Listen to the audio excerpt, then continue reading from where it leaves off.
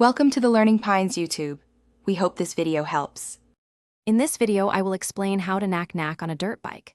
First, let's get the basics down.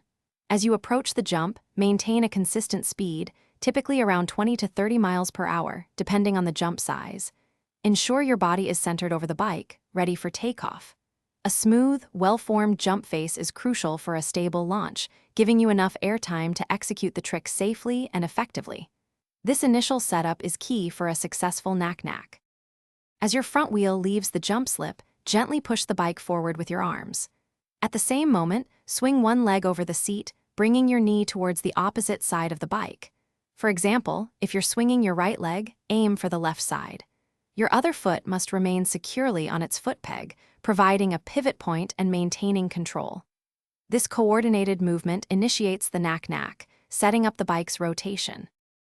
With one leg swung over, use your hips and the pressure from your planted foot to rotate the bike's rear end sideways.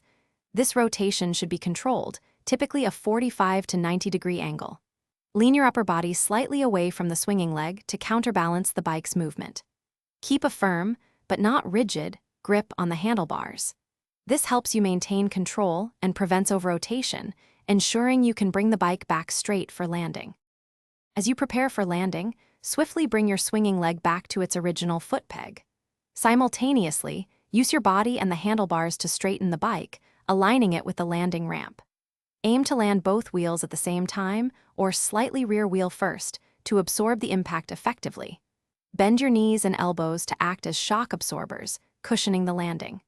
This smooth re-entry and landing ensures a safe and stylish completion of your nac nac. Thanks for watching. Consider subscribing if we helped you.